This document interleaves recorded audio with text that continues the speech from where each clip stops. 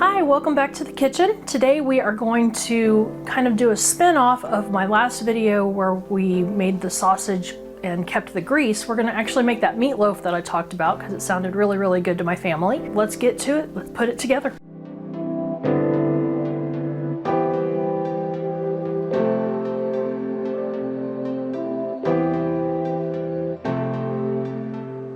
For the meatloaf, we're going to use the Hillbilly Kitchen recipe. So the recipe calls for 1 pound of ground beef, 2 tablespoons of ketchup plus some extra for basting later, half a cup of barbecue sauce of your choice, which I'm using my homemade barbecue sauce, 1 sleeve of saltine crackers, which is about 1 cup, or you can use oatmeal, you can use ground flaxseed, etc., whatever you want as a filler, 1 large egg, half a cup of chopped green bell pepper, half a cup of chopped onion, salt, pepper, garlic, and onion powder to taste. Usually I hate when they put that, but I'd say start around a teaspoon. You can kind of modify from there, I've found. You can also add minced garlic, and then you can mix it from there and add peppers, she says, all kinds of things. I'm gonna be doubling this one for my family, so 2 pounds of beef, etc.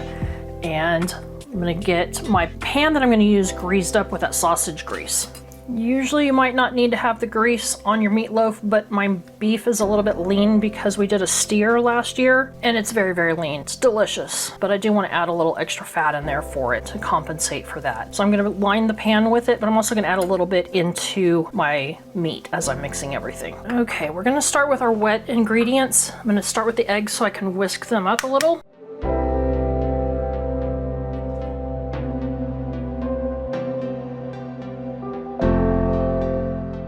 Okay, to that I'm going to add that sausage grease I was talking about, ketchup, this is the spare for later on for basting, our barbecue sauce,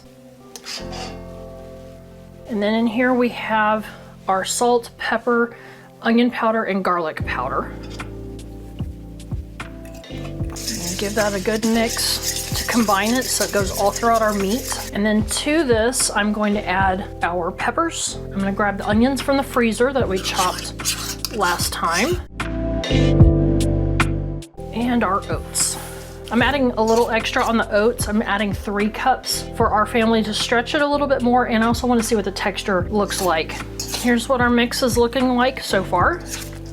And it's gonna get even more incorporated as we add the meat and mix it in with our fork.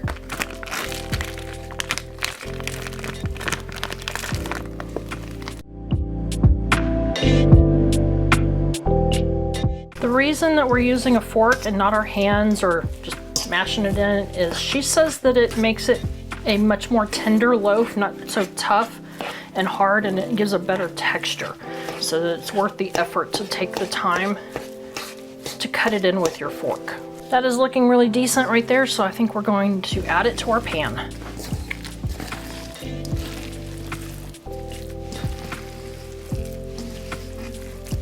Just lightly press it in there, and you don't want it overly packed.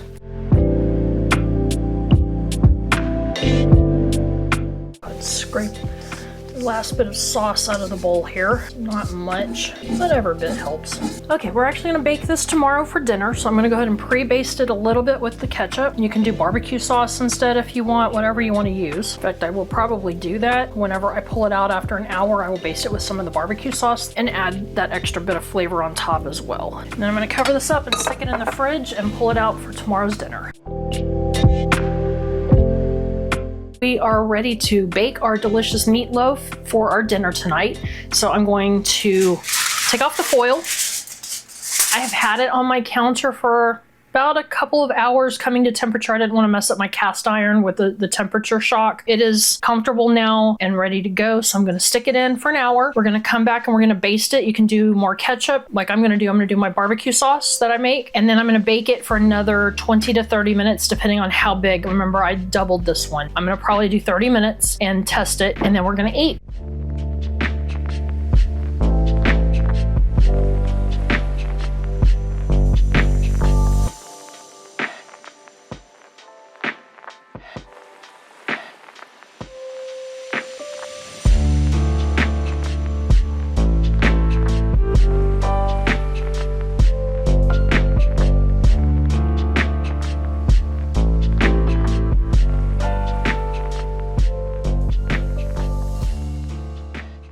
All right, let's see how it turned out.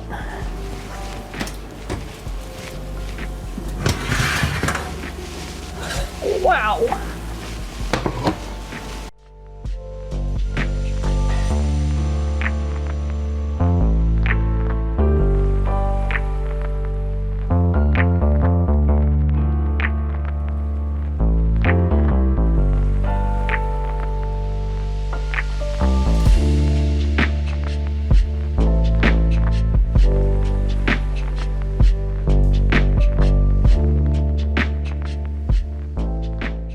Hey y'all, just wanted to give you a follow-up. Right before Christmas, we released a delicious gingerbread bundt cake recipe. It was so yummy. I couldn't eat it all. I'm the main one who likes gingerbread, so I decided to slice it up and freeze portion sizes. I did 2 slices in a bag and labeled it, as you can see. And I took parchment paper, just a thin piece, put a piece down, folded it over, and then placed the other piece on top of it like this, and then stuck it in my freezer. When I wanted to use it, I pulled one out and set it on the counter to thaw, and it turned out beautifully. It's not mushy, it's still delicious. So I highly recommend doing that if you have a cake that you can't finish, you don't want to finish it all, but you want to have some later. Stick some in the freezer and pull it out for another time and enjoy. If you're interested in the gingerbread recipe, somewhere down here below, TPK will have it linked for you to go check it out. Hope you try it and enjoy it. We definitely did. It was delicious. Thanks for watching, and we'll see you next time. Bye.